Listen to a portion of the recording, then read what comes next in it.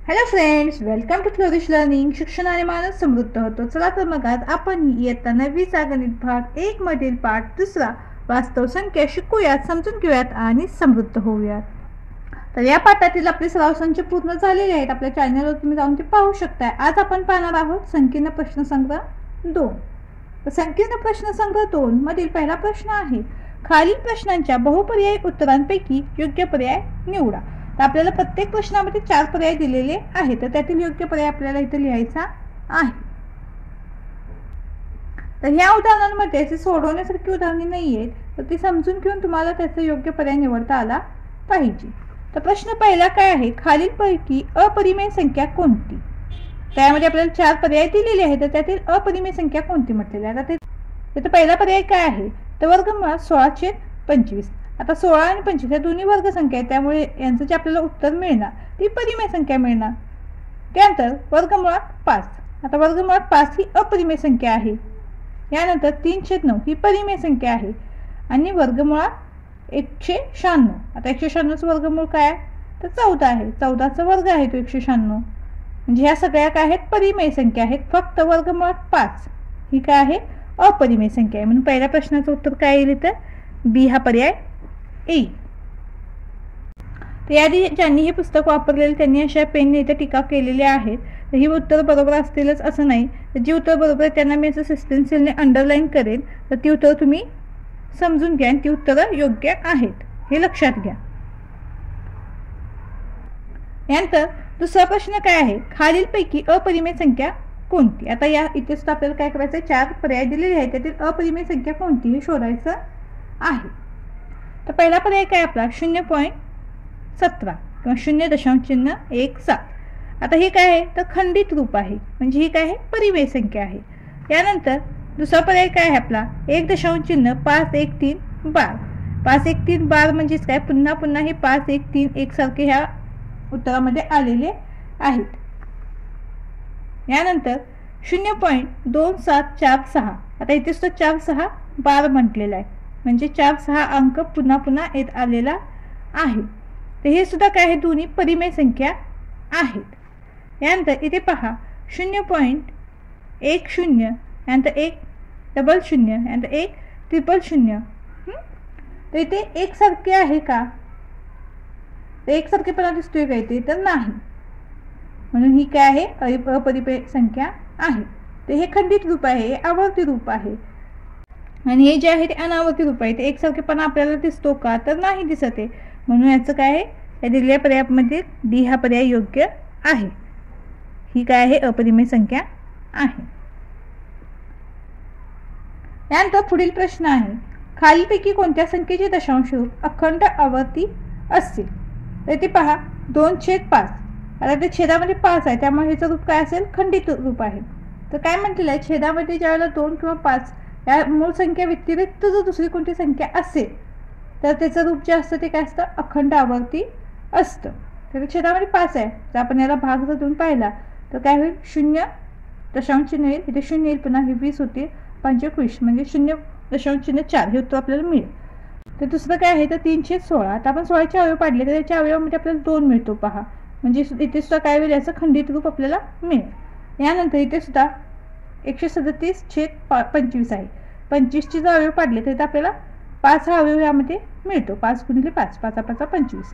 म्हणजे याचं सुद्धा रूप जे आहे ते काय आहे, खंडित रूप मिळेल आपल्याला. पण इथे पहा 3/11 आहे, मग ते आपल्याला काय म्हटलेलं आहे, तर 1 मिनिट तुम्हाला मी दाखवते. तर इथे काय म्हटलेलं आहे पहा, 2 व 5 व्यतिरिक्त मूळ संख्या ही छेदाचा अवयव असेल तर त्या संख्येचे दशांश रूप अखंड आवर्ती असते. म्हणजे 2 किंवा 5, 2 व 5 व्यतिरिक्त जर मूळ संख्या असेल, 2 व 5 व्यतिरिक्त मूळ संख्या ही छेदाचा अवयव असेल तर ते रूप कसं मिळतं आपल्याला, अखंड आवर्ती मिळतं. मग आता इथे काय आहे, 3/11 म्हणजे आपलं हे उत्तर बरोबर आहे. याचं आपल्याला रूप कसं मिळेल, तर अखंड आवर्ती मिळेल. तर पर्याय आपला सी बरोबर आहे. यानंतर चौथा प्रश्न आहे, संख्या रेषेवरील प्रत्येक बिंदू काय दर्शवतो. आता संख्या रेषा तुम्हाला माहिती आहे, संख्या रेषावर धन, ऋण, 0 या सगळ्या संख्या आहेत. त्या नैसर्गिक संख्या सुद्धा आपल्याला तिथे मिळतात पाहायला. अपरिमेय संख्या सुद्धा पाहायला मिळतात, परिमेय संख्या सुद्धा मिळतात आणि वास्तव संख्या सुद्धा आहेत. पण ह्या सगळ्या ज्या संख्या आहेत त्या कशामध्ये येतात, तर वास्तव संख्यामध्ये येतात. तर इथे पहा, पाठाच्या सुरुवातीलाच आपल्याला सांगितलेलं आहे की काय म्हटलेलं आहे, नैसर्गिक संख्या ह्या पूर्ण संख्यांचा उपसंच आहे, पूर्ण संख्या हा पूर्णांक संख्यांचा उपसंच आहे, पूर्णांक संख्या हा परिमेय संख्यांचा उपसंच आहे आणि परिमेय संख्या हा वास्तव संख्यांचा उपसंच आहे. म्हणजे ह्या सर्व संख्या ह्या वास्तव संख्यांचा काय उपसंच आहेत. म्हणजे ह्या सगळ्या संख्या ज्या आहेत, सर्व संख्या, परिमेय संख्या, नैसर्गिक संख्या, अपरिमेय संख्या, पूर्ण संख्या, पूर्णांक संख्या, या सगळ्या संख्यांचा समावेश कशामध्ये होतो, तर वास्तव संख्यांमध्ये होतो. अभ्यास करत असताना तुम्ही या छोट्या छोट्या गोष्टींकडे सुद्धा लक्ष दिलं पाहिजे. म्हणजे तुम्हाला कोणताही प्रश्न कसाही विचारला तर त्याचं उत्तर सहजपणे देता येतं. म्हणून याचा कोणता योग्य पर्याय आहे, तर डी, वास्तव संख्या. कारण नैसर्गिक संख्या, अपरिमेय संख्या, परिमेय संख्या या सगळ्या कशामध्ये सामावतात, तर वास्तव संख्यामध्ये सामावलेल्या असतात. म्हणून संख्या रेषेवरील प्रत्येक बिंदू काय दर्शवतो, तर वास्तव संख्या दर्शवतो. लक्षात आलं तुमच्या? यानंतर पुढील प्रश्न आहे, 0.4 आवर्ती किंवा 0.4 आवर्ती या संख्येचे परिमेय रूप कोणते. आता इथे सुरुवातीला 0 आलं पाहिजे. म्हणजे जी छेदामध्ये जी संख्या आहे ती अंशापेक्षा मोठी असली पाहिजे. म्हणजेच इथं काय होईल, शून्याचा पहिला भाग बसेल, हो ना. तर इथं पहिलंच आपलं उत्तर बरोबर आहे. पहा, 4/9. आपण जर 9ने याला भाग दिला तर काय होईल, शून्याचा भाग बसेल. त्यानंतर आपल्याला इथे काय होतील, 40 होतील. त्यानंतर 9 चौक 36, पुन्हा काय होतील, 40 वजा 36 पुन्हा 4 मिळेल, पुन्हा 40 होतील, 9 चौक 36, म्हणजे 4 आपला आवर्ती येत जाईल. म्हणजे इथं आपला पर्याय ए बरोबर आहे. नंतर तुम्ही पुढील पर्याय सुद्धा पाहू शकता. आपण 9ने भाग दिला तर काय होईल, तर डायरेक्ट 9 चौक 36 मिळेल. 0 मिळेल का, नाही. म्हणजे हा पर्याय आपला योग्य नाही. आणि हा पर्याय काय दिलेला आहे, पहा, 3.6/9. आता इथे काय होईल, दशांश चिन्ह काढण्यासाठी ते 90 होईल. किंवा आपण आहे तसं दशांश चिन्हाचा विचार न करता जरी हा भागाकार केला तरी आपल्याला हे उत्तर इथे मिळत नाही. म्हणजे हा असा पर्याय आपला योग्य नाही. यानंतर 36/9, 9 चौक 36 मिळेल. म्हणजे 0 आपल्याला ते येत नाही, म्हणजे हा पर्याय नाही. तर आपला पर्याय काय आहे, ए इथे योग्य आहे. यानंतर पुढील प्रश्न आहे, जर n ही पूर्ण वर्ग संख्या नसेल तर वर्गमुळात n ही खालीलपैकी कोणती संख्या असेल. तर n ही पूर्ण वर्ग संख्या नाही. उदाहरणार्थ आपण इथे 3 घेऊया, तर वर्गमुळात 3 ही काय होईल, तर ही अपरिमेय संख्या होती. म्हणून आपला इथं काय होईल, पर्याय सी बरोबर आहे. पर्याय सी आपला योग्य आहे इथं. तर उदाहरणार्थ तुम्ही कोणती संख्या घेऊ शकता, वर्गमुळात 5 ही सुद्धा काय होईल, अपरिमेय संख्या, किंवा वर्गमुळात 11, वर्गमुळात 13. आपल्या इथं पर्याय सी योग्य आहे. यानंतर खालीपैकी कोणती संख्या करणी नाही. काय म्हटलेलं आहे, खालीपैकी कोणती संख्या करणी नाही. आता इथं वर्गमुळात 7 म्हटलेलं आहे. ही काय अपरिमेय संख्या आहे, म्हणजे काय ही करणी आहे.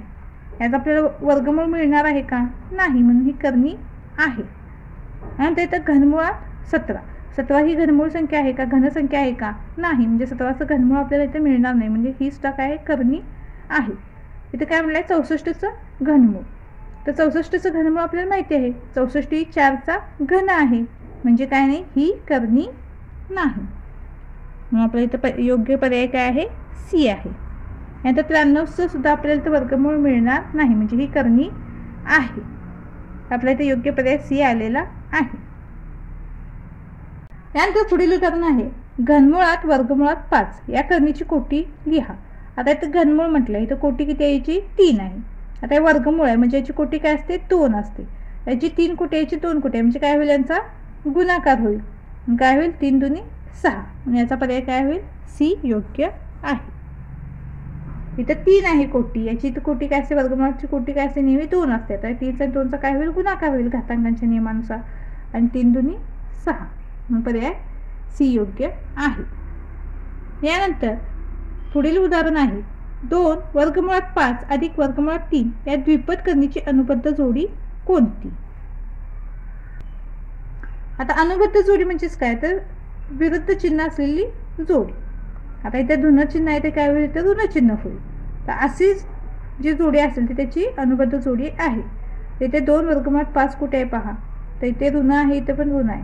म्हणजे हे काय येणार नाही. यानंतर इथे 2 वर्गमुळात 3, इथे वर्गमुळात फक्त 3 दिलेला आहे. म्हणजे तो पर्यायच आपल्याला इथे दिलेला नाही आहे. इथं काय होईल, इथं हा पर्याय असा येणार नाही. तर काय होईल, 2 वर्गमुळात 5 वजा वर्गमुळात 3 आहे तसंच राहील. 2 वर्गमुळात 5 आहे तसंच राहील. वर्गमुळात 3 आहे तसंच राहील. फक्त धनचिन्ह आहे तिथं काय होईल, ऋणचिन्ह होईल. फक्त इथं प्रिंटिंग मिस्टेक असण्याची शक्यता आहे. इथं जे 5 आहे ते 3 झालेलं आहे आणि ते 3 हवं होतं इथं 5 झालेलं आहे. तर अशा पद्धतीने हा पर्याय येईल. म्हणजे आपला पर्याय सी काय होईल, योग्य आहे. यानंतर केवळ मूल्यात 12 वजा कंसामध्ये 13 अधिक 7 कंस पूर्ण गुणिले 4 ची किंमत किती. आता इथे काय होईल तर हे तुम्हाला उदाहरण सोडवावं लागेल. तर मी इथंच सोडवून दाखवते तुम्हाला. इथे काय होईल, केवळ मूल्यामध्ये आपण हे 12 आहे तसं ठेवूयात. वजा 13 अधिक 7 काय होईल तर 20 होईल गुणिले हे 4 बरोबर पुन्हा काय होईल 12 वजा 20 चोक किती 4 दुनी 8 म्हणजेच 80 बरोबर काय होईल. आता 12 वजा 80 म्हणजेच काय होईल 80 वजा 12 होईल. किती येईल उत्तर आणि चिन्ह मोठ्या संख्येचं म्हणजे ऋण 68 येईल. बरोबर काय मिळेल आपल्याला. आता केवळ मूल्याच्या पण बाहेर घेणार म्हणजेच काय होईल फक्त 68 मिळेल. लक्षात आलं का तुमच्या. हे 12 वजा आपण आहे तसं लिहिलं. कंसामध्ये 13 अधिक 7 अधिक कंस पूर्ण केला. 13 अधिक 7 20 गुणिले 4. त्यानंतर हा गुणाकार आपण आधी करून घेतला. 20 चोक 80. 12 वजा 80 वजा बाकी केली. 80 वजा 12 68 चिन्ह मोठ्या संख्येचं म्हणून ऋण चिन्ह दिलं. त्यानंतर केवळ मूल्य चिन्ह काढल्यानंतर आपल्याला धन 68 मिळालं. म्हणजे काय होईल पर्याय बी आपला इथे योग्य आहे. तर पहिला प्रश्न आपला इथं पूर्ण झालेला आहे. यानंतर दुसरा प्रश्न आहे खालील संख्या p/q रूपात लिहा. यामध्ये आपल्याला 5 उदाहरणे दिलेली आहेत. चला तर मग सोडून पाहूयात. आता प्रश्न 2 मधील पहिला प्रश्न आहे 0.555 म्हणजेच काय होईल आता इथं आपण ते x बरोबर 0.5 डॉट किंवा 5 आवर्ती असलेले आहे. याला आपण समीकरण नंबर इथे 1 मानलेला आहे. या डॉटचा अर्थ काय तर आवर्ती म्हणजेच काय 5 अंक पुन्हा पुन्हा पुन्हा इथं येत गेलेला आहे. म्हणून x बरोबर काय होईल 0.555 पुढे डॉट डॉट डॉट म्हणजेच काय हे 5 5 पुन्हा एकसारखे येत राहतील. आता इथे काय आहे तर 0.5 आहे म्हणजे दशांश चिन्हानंतर जो आहे तो अंक एकच आहे. ह्या दशांश चिन्हाच्या नंतर इथे एकच अंक आहे. त्या एकच अंकाची इथे पुनरावृत्ती झालेली आहे. म्हणून आपण ती काय करणार आहोत दोन्ही बाजूला आपण 10 ने गुणू म्हणजे ह्या x ला आणि ह्या 0.555 पुढे जे कंटिन्युअसली येत राहणार आहे त्याला आपण काय करणार आहोत या दोन्ही बाजूंना या बरोबर चिन्हाच्या अलीकडे आणि पलीकडे आपण काय करणार आहोत 10 ने गुणणार आहोत. तर आपण ते दोन्ही बाजूला 10 ने गुणू म्हणून इथे आपल्याला काय मिळेल x गुणिले 10 10x बरोबर. आता इथे काय होईल तर 5 दशांश चिन्ह पुढे हे 5 5 5 असे एकसारखे येत राहतील. पुढे आपण डॉट डॉट डॉट दिलेला आहे. तर इथं काय झालं तर इथे 0.5 5 आहे तर 10 ने गुणल्यामुळे काय झालं तर दशांश चिन्ह एक अंक एक घर पुढे सरकलं म्हणून आपल्याला इथं काय मिळालं 5 दशांश चिन्ह 5 5 5 असं मिळालेलं आहे. म्हणजेच काय होईल हे 10x आहे तसे राहतील बरोबर. 5 दशांश चिन्ह 5 आवर्ती 5 आवर्तीचा अर्थ काय हे 5 पुढे कंटिन्युअसली एकसारखे येत राहणार आहे. त्याला आपण काय केलं समीकरण नंबर 2 मानलेलं आहे. आता आपण काय करूया तर समीकरण नंबर 2 आणि समीकरण नंबर 1 यांची काय करूयात वजाबाकी करूया. म्हणून हे 10x वजा काय होतील हे x बरोबर. आता हे 5.5 आवर्ती किंवा 5 दशांश चिन्ह 5 आवर्ती वजा 0.5 आवर्ती. आता ही वजाबाकी सोपी आहे. चला आता करूयात आता आपण. आता इथे पहा 10x वजा x म्हणजे काय इथे याचा सहगुणक काय असतो 1 असतो. ह्या x इथे कोणताही अंक नाही म्हणजे याचा सहगुणक काय असतो 1 असतो हे लक्षात ठेवा. म्हणून काय होईल 10 वजा 1 होईल. 10 वजा 1 काय होईल 9 आणि x आहे तशी म्हणजे 10x वजा x 9x मिळतील बरोबर. आता इथे 5.5 आवर्ती वजा 0.5 आवर्ती. आता इथे काय होईल तर या 5 वजा 0 होईल. मग 5 मधून 0 गेल्यानंतर काही फरक पडणार आहे का नाही तर हे 5 आपल्याला आहे तशी मिळेल आणि दशांश चिन्ह त्यानंतर हे 5 आवर्ती वजा 5 आवर्ती म्हणजे हे एकमेकाला निघून जातील. त्यानंतर पुढे आपल्याला इथे काही उत्तर मिळणार नाही म्हणजे 0च राहील. मग 0 आपण ते लिहिले नाही लिहिले ते चालेल. त्यानंतर दशांश चिन्हानंतरच्या 0ला आपण काही लिहिलं नाही लिहिलं तरी काही फरक पडणार नाही म्हणून आपण तर काय लिहिलं फक्त 5 लिहिलं. कसं आलं ते लक्षात आलं का तुमच्या. तर ह्या 5 आवर्ती वजा 5 आवर्तीमधून हे निघून गेले आणि 5 वजा 0 काय होईल हे 5 आहे तशी म्हणून 9x बरोबर 5 मिळेल आपल्याला. म्हणून काय होईल आता इथे x बरोबर हे 5 आहे तसे राहतील. आता 9 याला गुणिले आहेत म्हणजे इकडे काय होतील ते भागिले होतील. म्हणून x बरोबर काय मिळालं आपल्याला 5/9. आता x काय आपला आता 0.5 आवर्ती म्हणून काय होईल 0.5 आवर्ती बरोबर काय मिळेल आपल्याला 5/9 9. म्हणजेच काय, तर आपला प्रश्न काय होता, 0.555. याला आपल्याला PQ छेद रूपात लिहायचं आहे, P छेद Q रूपामध्ये लिहायचं आहे ना, म्हणून काय होईल 0.555 बरोबर काय होईल 5/9. हे याचं काय आहे, P छेद Q रूप आपल्याला इथे मिळालेलं आहे. आता यानंतर दुसरं उदाहरण आहे 29.56812.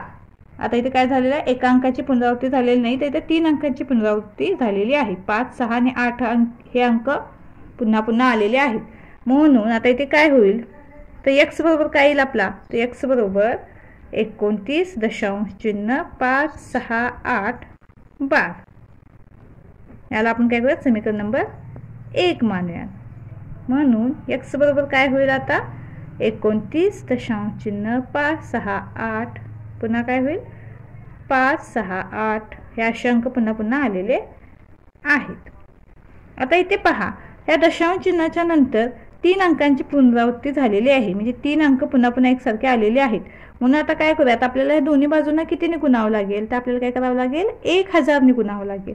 का बरं, तर 3 अंकांची पुनरावृत्ती झालेली आहे, म्हणून आपण ते 1000ने गुणणार आहोत. तर दोन्ही बाजूला आपण 1000ने गुणू. म्हणून आता इथे काय होईल, x ला 1000ने गुणल्यानंतर काय मिळेल आपल्याला, तर 1000x बरोबर. आता इथे काय होईल, तर हे जे दशांश चिन्ह आहे ते 3 घरं पुढे सरकेल, म्हणजेच काय मिळेल आपल्याला 29,568 दशांश चिन्ह 568 पुढे कंटिन्युअसली आहे तसं. म्हणजेच काय, तर 1000x बरोबर काय होईल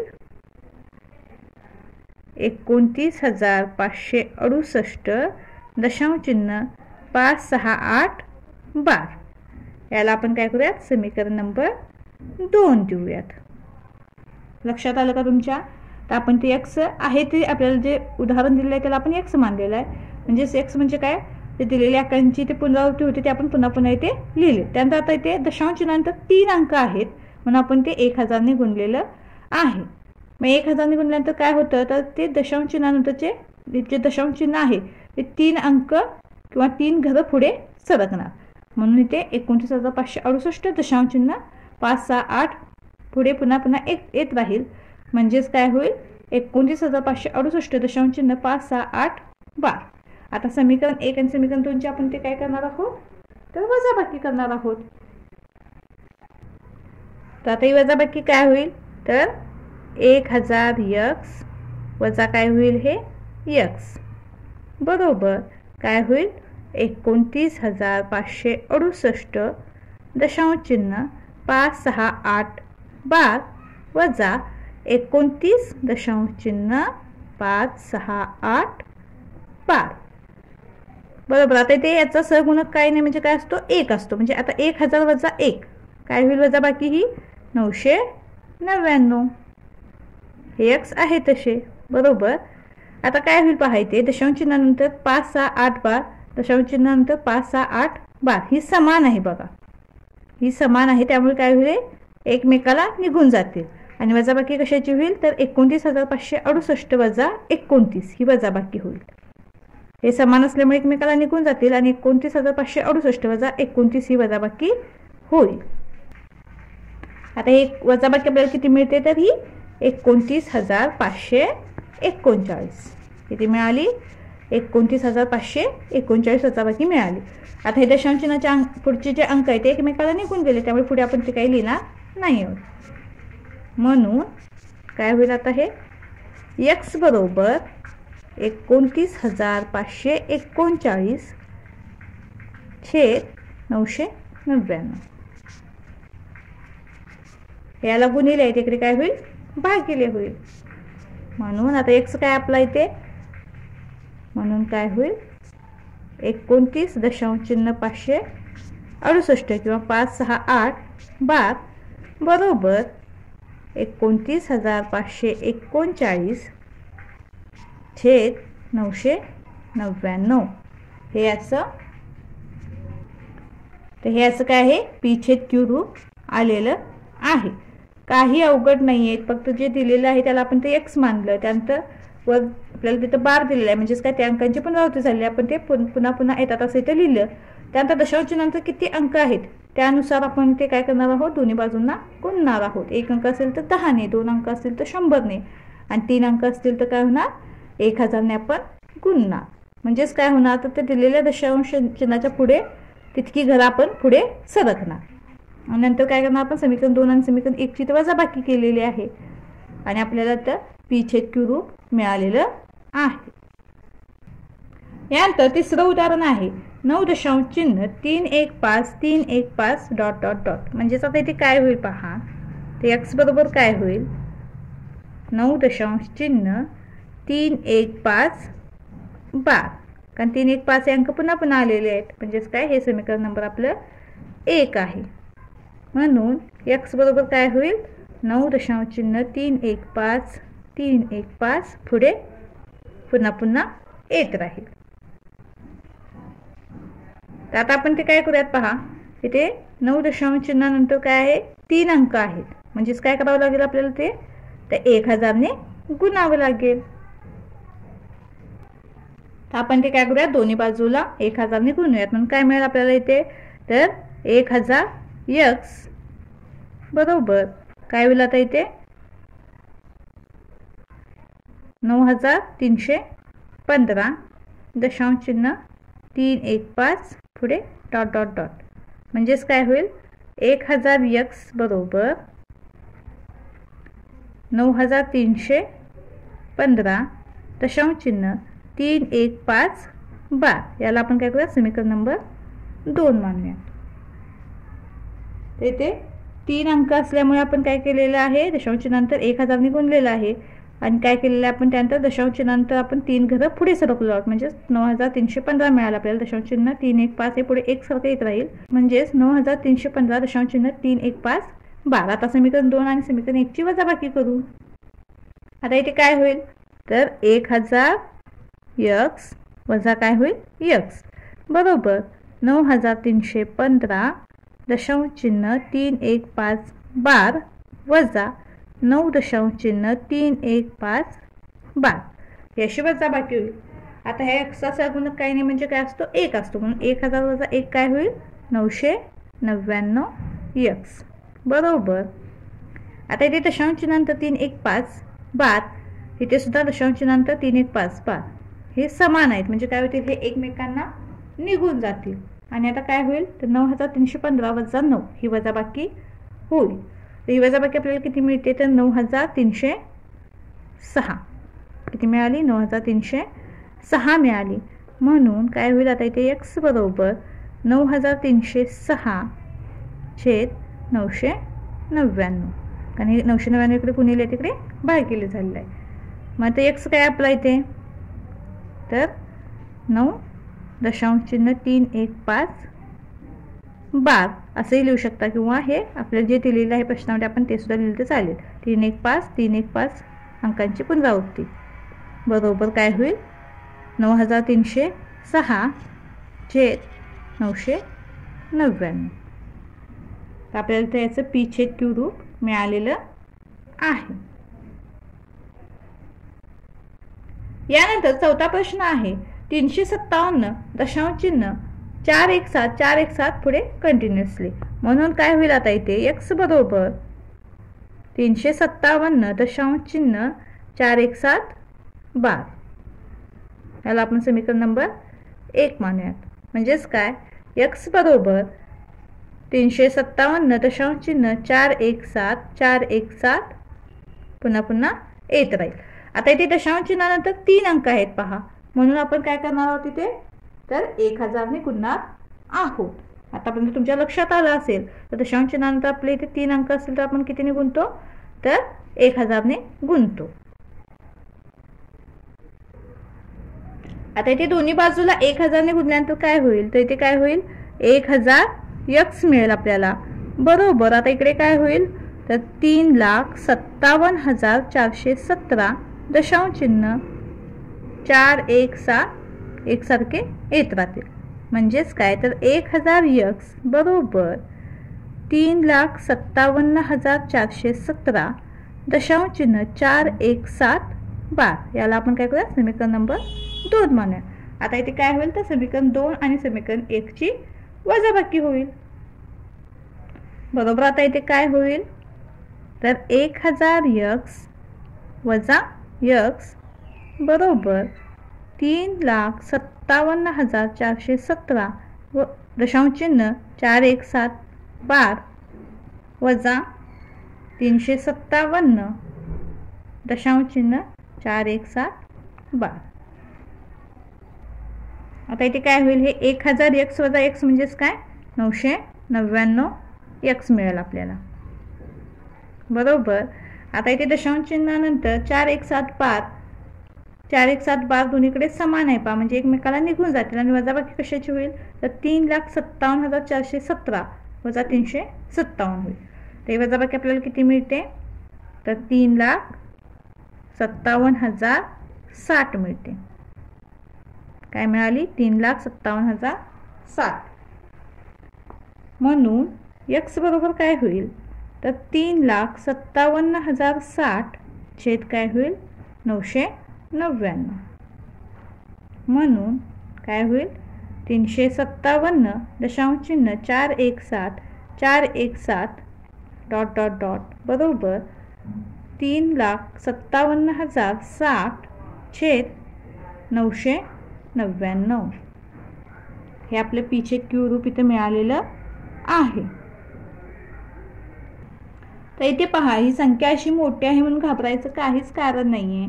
कारण संख्या मोठी असली ती पद्धत सगळ्या म्हणजे या ज्या उदाहरणं आहेत त्यांना समानच आहे, सेमच पद्धत आपण ती यूज करतोय. तर आपल्याला गुणाकार, भागाकार, वजाबाकी, बेरीज ही जी सोपी क्रिया आहे त्या येतात.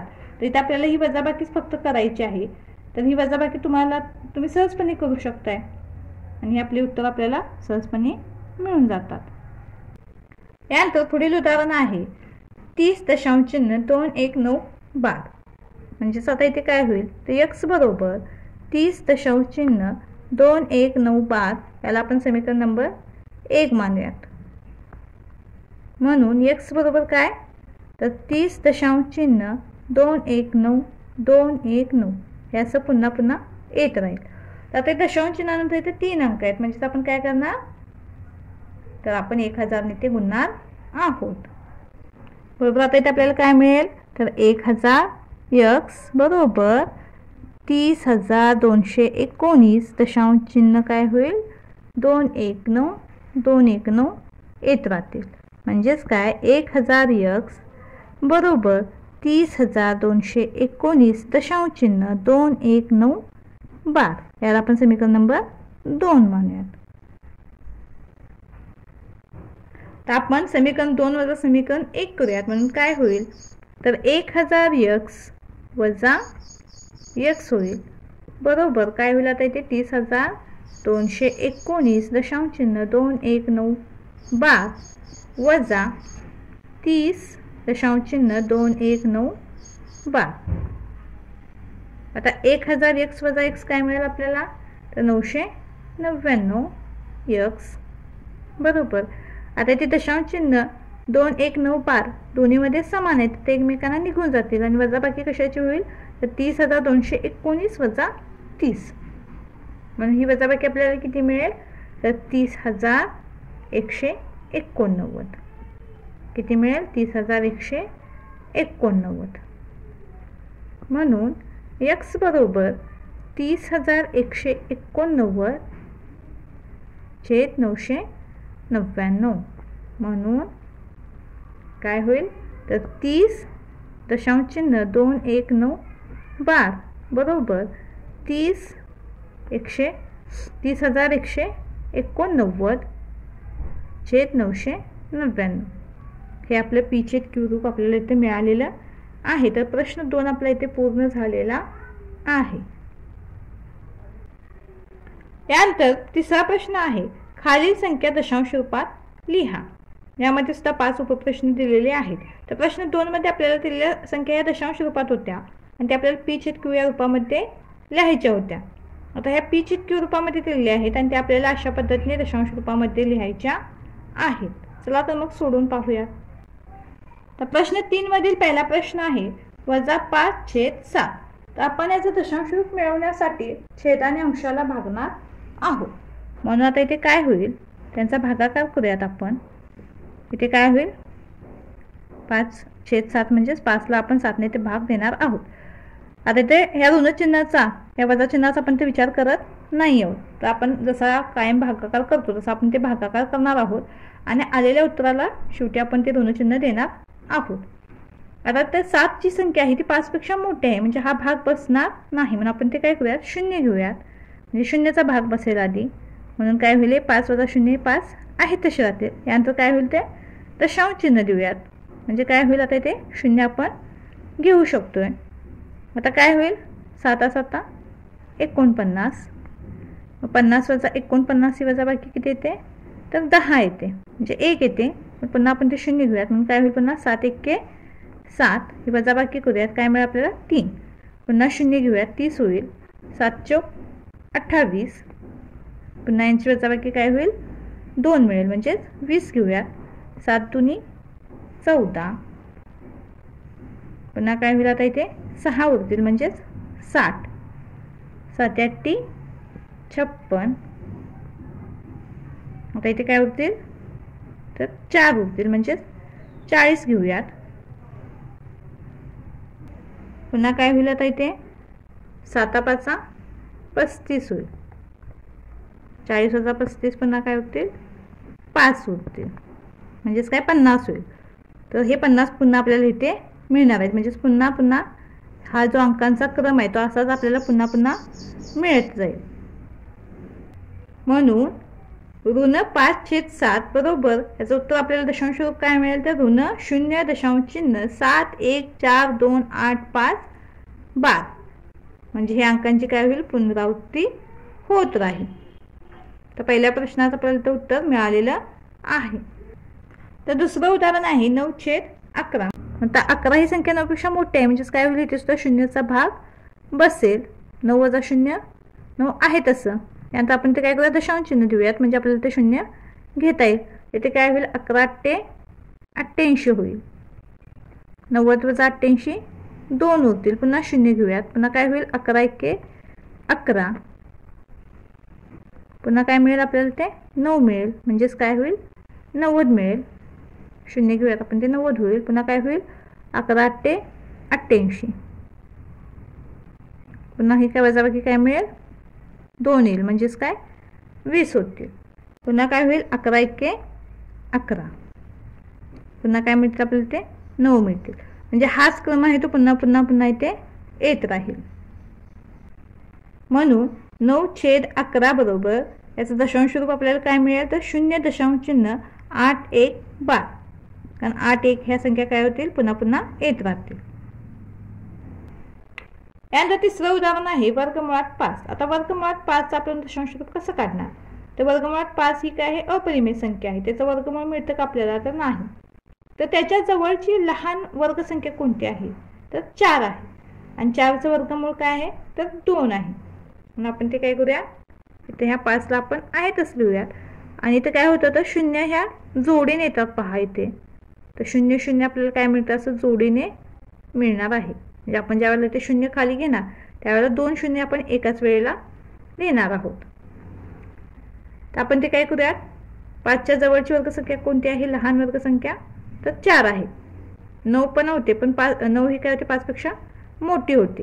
म्हणून आपण ते काय करणार, 4 घेणार. तर 4चं वर्गमूळ काय आहे, 2. म्हणून आपण ते काय करूयात, 2 ने याला भाग देणार आहोत. म्हणून काय होईल, 2 2 4, यांचा गुणाकार ना, 2 4, म्हणून 5 वजा 4 ही वजाबाकी करूयात. आता ही वजाबाकी किती मिळते आपल्याला, तर 5 वजा 4 1, म्हणून काय होईल, आता इथे हे 1. आता ह्या 1ला भाग जाणार आहे का, तर नाही. म्हणून आपण ते काय करूयात, दशांश चिन्ह देऊयात आणि ह्या दोन्ही शून्याच्या समोर लिहून घेऊयात. तर आता आपण काय केलं, याला 2 ने इथं भाग दिलेला आहे, म्हणजेच काय केलं आपण, 2 गुणिले 2 इथे 4 मिळाले, म्हणजेच हा 2 आपण इथे काय करूयात, पुन्हा यामध्ये मिळवून घेऊयात. म्हणून काय होईल, 2 आणि 2 ते 4 मिळतील आपल्याला. तर आपण काय केलं, आपण तर हे 2 अधिक 2 ते 4 लिहिलं. आता इथे असा अंक लिहायचा आहे की त्याच अंकाने आपण इथे याला गुणणार आहोत. त्यामुळे काय होईल, तर तो गुणाकार आहे तो या 100पेक्षा लहान आला पाहिजे. तर आपण 42ला 2 ने गुणूयात, म्हणजे 42 दुनी 84 होईल. 3 ने जर आपण गुणलं तर 42 त्रिक ही 100च्या पुढची संख्या होते. 42 त्रिक ही आपली 126 मिळते, म्हणजे 100पेक्षा मोठी मिळते. म्हणून आपण ते काय करूयात, 2 ने गुणूयात. म्हणून आपण ते काय केलं, वर पण 2 दिलं आणि यामध्ये सुद्धा आपण ते 2 मिळवणार आहोत. म्हणून काय होईल, 42 दुनी ते 84, याची वजाबाकी होईल. आता ही वजाबाकी करूयात. 100 वजा 84 किती मिळतं आपल्याला, तर 16 मिळतं. आता या 16 समोर आपण या पुढील 2 शून्य काय करणार आहोत, लिहून घेणार आहोत. आता यांची बेरीज करूयात. तर काय होईल, आता हे 42 आणि हे 2 2 4 आणि हे 4 आहेत तसे, 4च्या खाली काही नाही, म्हणजे काय होईल, हे 4 आहेत तसे राहतील. आता आपल्याला इथे 44च्या पुढे असा अंक लिहायचा आहे की त्याच अंकाने आपण इथे गुणल्यानंतर आपल्याला 1600 पेक्षा लहान म्हणजे त्याच्या आसपासची संख्या मिळाली पाहिजे. तर आपण इथे पहा, इथे 443 आहे, म्हणजेच काय, 400चा वर्ग तुम्हाला माहिती आहे, 400चा वर्ग काय, 1600, म्हणजे 4चा वर्ग 16, म्हणजे 400चा वर्ग 1600. आता ही 400च्या पुढे संख्या आहे. इथे 400, इथे 4 आहे, म्हणजे इथे 41 42 43 असं कोणतीही संख्या येऊ शकते. म्हणजे आपल्याला काय करावं लागेल, तर आपल्याला 1600पेक्षा लहान संख्या घ्यायची. म्हणून आपण ते काय करणार आहोत, 3 घेणार आहोत. मग काय होईल, इथे आपण ते 443ला 3 ने गुणणार आहोत आणि ते सुद्धा अधिक 3 करणार आहोत. तर हा गुणाकार करूयात आपण. 443 आधी गुणिले 3, त्या गुणाकार आपल्याला किती मिळतो, तर 1329. तर याची वजाबाकी करूयात. 1329 यातून वजा करूयात. आता ही वजाबाकी किती मिळते आपल्याला, तर 271 मिळते. पुन्हा हे पुढील 2 शून्य आपण याच्यासमोर लिहून घेऊयात. आता यांची बेरीज करूयात. हे 3 3 6, हे 4 आहे तसे 4 आहे तसे, म्हणजे काय मिळालं आपल्याला, 446 मिळाले. इथे 27,100 आलेला आहे. तर 446च्या समोर असा आपल्याला अंक लिहायचा आहे की त्याच अंकाने आपण गुणणार आहोत. तर तो गुणाकार आहे तो 27,100पेक्षा कमी आला पाहिजे. तर आपण काय करूया, तिथे 6 ने गुणूयात. वर पण आपण ते 6च लिहिलेलं आहे. तिथे अधिक पण आपण काय करणार आहोत, 6च करणार आहोत. तर हा गुणाकार किती मिळतो आपल्याला, तर 26,796 मिळतो, म्हणजे 27,000पेक्षा तो लहान आहे. इथे 7 घेतल्यानंतर तो गुणाकार पुन्हा वाढतो. पहा, 27,000पेक्षा जास्त मिळतो आपल्याला. आपण ते 6 घेतलेला आहे. हा गुणाकार किती मिळाला आपल्याला, तर 4466 गुणिले 6 केलेला आहे आपण आणि तो गुणाकार इथे लिहिलेला आहे 26,796. यांची वजाबाकी करूयात. ही वजाबाकी किती मिळते आपल्याला, तर 304 मिळते आणि ते बेरीज किती मिळते आपल्याला, तर 4472 मिळते. म्हणजे ते ही जी संख्या आपल्याला मिळालेली आहे 4472 ही मोठी आहे आणि पुढची जी आपल्याला समोर आपण ज्याला भाग देणार आहोत ती संख्या आपल्याला तर लहान मिळालेली आहे 304. म्हणजे काय होईल, हा भागाकार इथेच थांबेल. म्हणून वर्गमुळात 5 बरोबर दशांश रूप काय आहे, तर 2 दशांश चिन्ह 2 3 6 डॉट डॉट डॉट. तर हे आपल्याला याचं दशांश रूप इथं मिळालेलं आहे. यानंतर पुढील उदाहरण आहे 121/13. आपण ते भागाकार करूयात. आता 13 ही संख्या लहान आहे 121पेक्षा. तर 13चा पाडामध्ये 121 ही संख्या तर येत नाही, पण 121च्या आसपासची संख्या आपण ते घेणार आहोत. म्हणून काय होईल, 13 9 117. तर यासाठी आता तुम्हाला पाडे पाठ असणं गरजेचं आहे.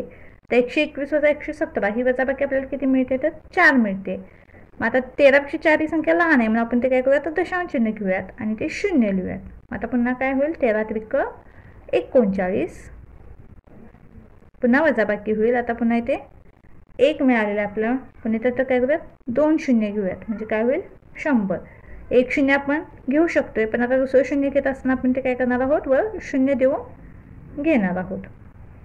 तर ही अशी ज्या वेळेला उदाहरणं येतात तर आपण एकदा दशांश चिन्ह दिल्यानंतर आपण पुढील प्रत्येक अंकासमोर 1 शून्य लिहू शकतोय नियमानुसार. पण 2 शून्य एकाच वेळेला जर आपण लिहिणार असेल तर त्यावेळेला त्या एका शून्याच्या बदलीवर 1 शून्य लिहावा लागतो उत्तरामध्ये. आता काय होईल, 13 7 91. यांची वजाबाकी करूयात. ही वजाबाकी किती मिळते आपल्याला, तर 9 मिळते. पुन्हा काय होईल, ते 90 होईल. आता पुन्हा काय होईल, 13 78. तर पुन्हा यांची वजाबाकी करूयात. ही वजाबाकी किती मिळते आपल्याला, तर 12. पुन्हा शून्य घेऊयात. पुन्हा काय होईल, 13 90 सत्तरदश म्हणजे 117. पुन्हा ही वजाबाकी करूया, काय मिळेल ते 3 म्हणजेच काय 30. पुन्हा काय होईल 13 दुनी 26. पुन्हा काय मिळेल आता इथे 4 म्हणजेच काय 40 होईल. आणि पुन्हा हेच अंक पुन्हा पुन्हा पुन्हा येत राहतील. म्हणजे आता इथे 4 आहे, आपण ते पुन्हा 0 लिहिलं तर पुन्हा 40 होईल आणि पुन्हा हाच भागाकार पुढे कंटिन्युअसली होत राहील.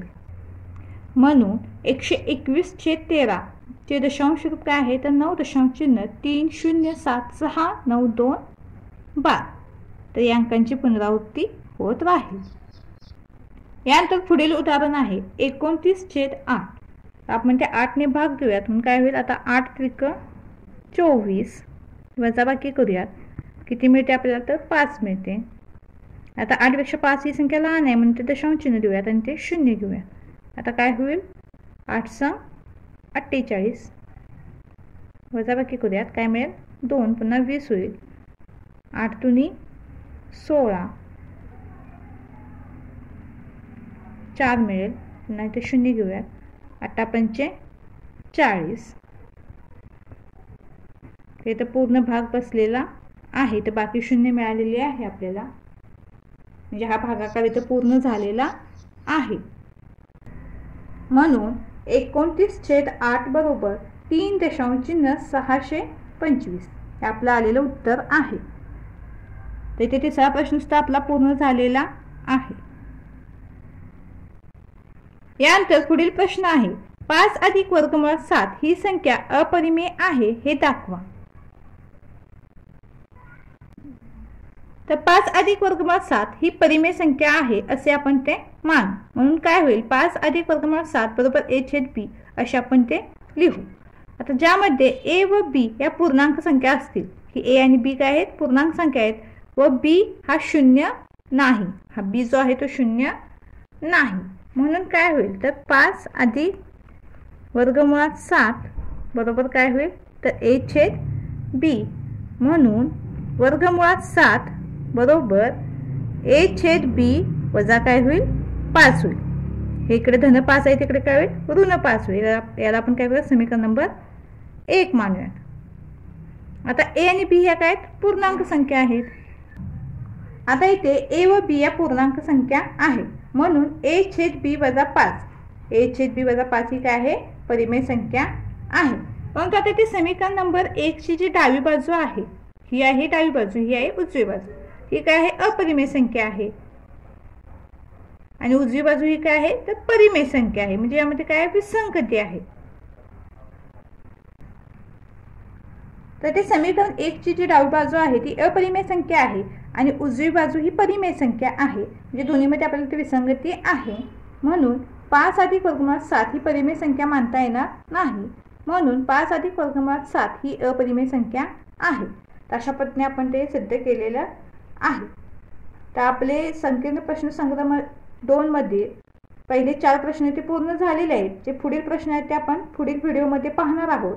तुम्हाला हा व्हिडिओ आवडला असल्यास चॅनेलला लाईक शेअर सबस्क्राईब नक्की करा आणि हो कमेंट सुद्धा नक्की करा. धन्यवाद.